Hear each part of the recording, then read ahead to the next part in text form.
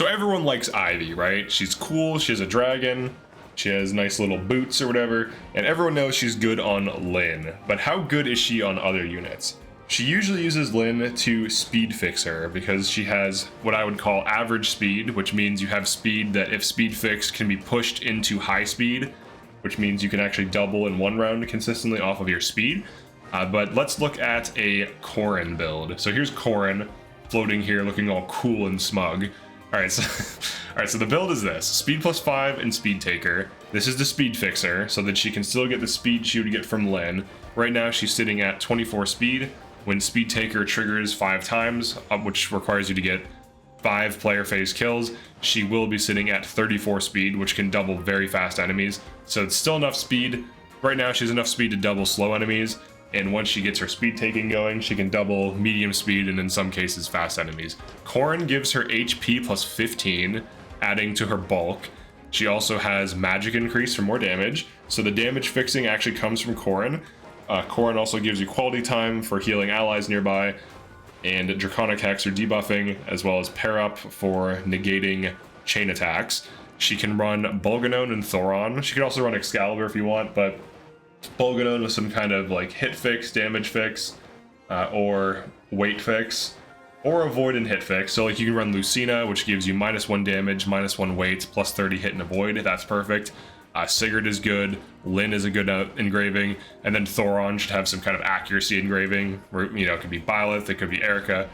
Doesn't matter as long as it's some kind of hit fixing engraving. She can have any staff you want, and she also should have some kind of elixir. This is like a bruiser build or an off-tank build. So it's a build that can tank 2 to 3 enemies depending on the enemy and kill them on enemy phase while surviving. But anything beyond that will typically kill her. So in this case, she is actually able to tank 3 of these enemies, or 2 of these enemies before dying. So she just can survive with a single chain guard. So let's observe the results. All right, Fagotto might get killed here. He's just sitting there. It's whatever. All right, they killed Fagotto. Rip Fagotto. All right, so he just died. All right, so we dodged one. That's huge.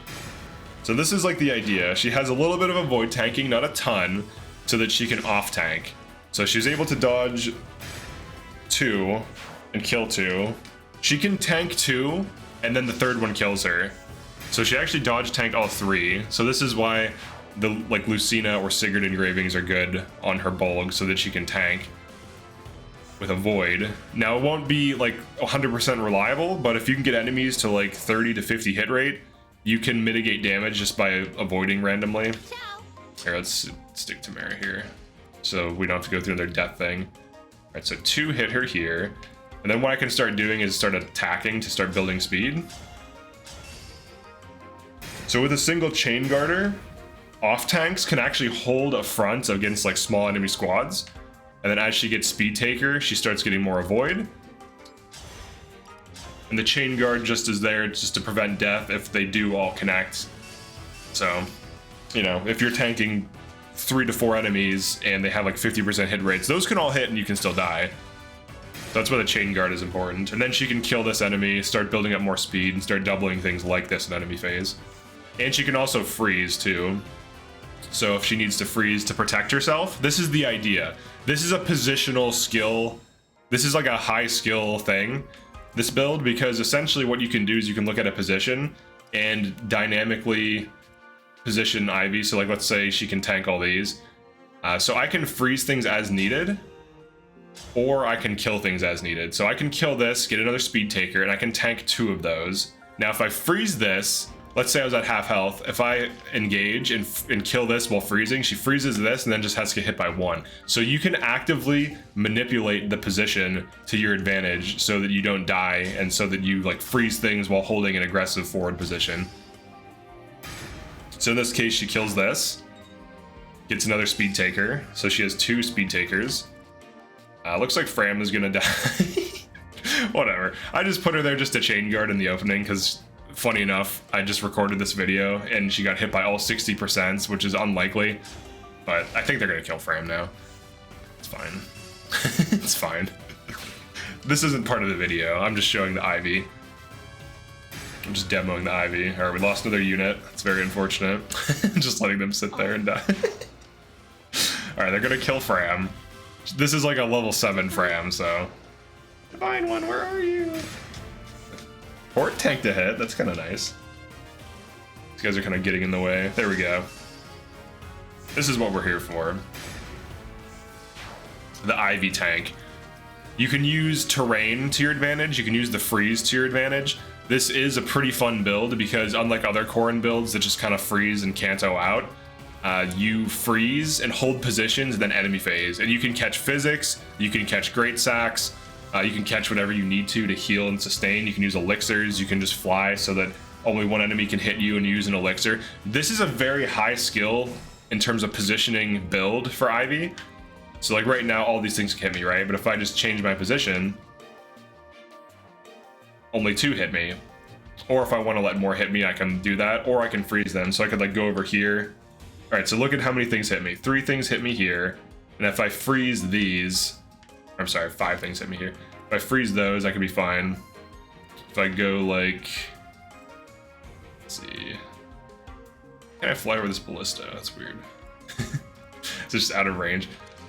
I could fly like here, maybe? All right, there's archers, so we don't want to deal with that. Let's see.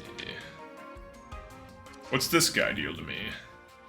47, so you have to check damage. But it looks like this position up here would be good. And then I kill one of these, I just have to tank 3 then. So I kill this, and as you get more speed taker, you also get more avoid. So I could kill this. Now, obviously Fram wouldn't be this far forward in a position. She should have rotated back. So she should be able to, she should be like alive and like chain guarding here or whatever. I'll just have Tamara kill this guy. Let's get rid of him. We'll get rid of him.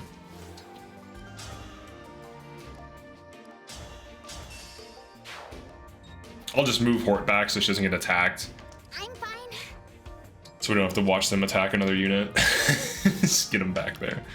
All right, let's see if she survives this one. Now you have to check a lot when using a build like this, or at least enough to see like what she can survive, what she can tank. Okay, so as long as she dodges one of the 3, they usually deal like 20 damage, even when they have like 40 to 50 like attack. So yeah, she dodges 2. So now if she gets hit, she's just at half health and she's totally fine. So you have to play around with it. Lucina would help enable this better because it's plus 30 instead of plus 20 avoid versus Sigurd, so it's just straight up better. So it's more consistent and reliable, but this is off tanking, right? It's tanking that has either a high skill requirement or tanking that you can't just drop this enemy or drop this unit in a group of enemies and just watch them kill everything. So it still can kill like 2 to 3 enemies per enemy phase and 1 enemy per player phase, which is 3 to 4 enemies per player enemy phase combo. So it's a very powerful build because of the bulk, the plus 15 health. I also did have to use a Seraphim on her, but I didn't use any talismans or Draco shields. If you want to increase her survivability, you can use those on her to get her higher defense. Now in a position like this, what I could do, all right, check this out. I could do a Thoron freeze. I got a crit, so that's why there's crit engraving on there, just in case it rolls a crit and gets a kill. So that's a speed taker now. So she killed, either way, she kills this or freezes both. So now she's getting attacked by 2 things. And then we can change her weapon with another unit so that she can 1 round on enemy phase. So having another support unit or even an ally or a chain guard or whatever is going to help enable these types of things. Let's just do this to prevent them from getting in. Just to like waste their turns. All right, now she'll easily tank those 2. You do have to watch out for archers and Excaliburs and Elwynds and stuff like that. Now Elwyn doesn't hit really hard, and neither does Wind, but Excalibur could potentially kill you. So here's her off tanking. So she player phase, kill the dude, enemy phases 2. She'll have to hit this one instead of darting blow randomly. Some of these paralog enemies have strange abilities. But the nice thing about Corin is that she can snap freeze and she still has Corin, so you can still use torrential. She doesn't have the best use of like vein spam. Like she can't like fire vein spam like a Sage could, but she can put in work. Like 3 to 4 kills a turn is pretty solid. And if you want to play it safe, just let up to 2 enemies hit her. If you let 3, that's when it gets dangerous. So maybe add a Chain Garter.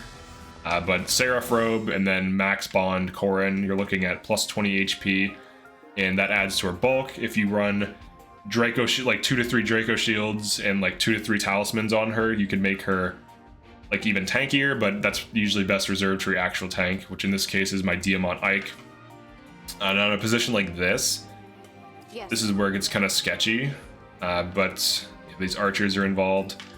I could probably use the fire, so I could use like other team. Now usually your off tank isn't tanking an entire army, so but you could use your other teammates. Like the Ike tank could have been fighting these the whole time, for example, and killing them. Let's see what we can do. As long as I get hit by an archer, I'm fine. We can check the archer's damage, or maybe not. It's too far away. But you can do stuff like this.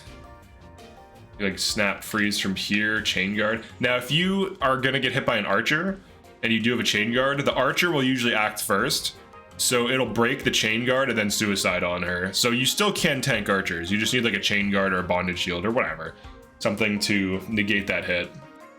But yeah, that's pretty much it for this one. Just wanted to talk about this off-tank build. It's pretty good. She can also like initiate with groups of enemies. Like let's say there was just like 4 enemies and all these are gone. She could do something like this, where she just like kills one and then freezes 2 others. So it essentially removes 3 things, like 3 to 5 things, depending on how many are near it, because it can freeze, you know, up to 5 total. So you can get a kill and then disable 4 others. And then you can dance her and do it again, so she can get 2 kills while freezing big groups of enemies. So unlike other Corin builds that just go for like poke and don't necessarily kill consistently, this is a build that kills consistently and also off tanks. So pretty huge value, pretty fun. She's basically like a flying fortress, and she also looks pretty cool when engaged, which is very important. So yeah, that's it for this one. Just wanted to talk about this build, showcase it in like a practical setting, where she's like off-tanking multiple enemies, killing multiple things a turn, while using an emblem that doesn't usually do this unless it's on like a thief. So pretty fun build, highly recommend it. Definitely like and subscribe if you enjoyed this, and I'll see you in the next one. Peace.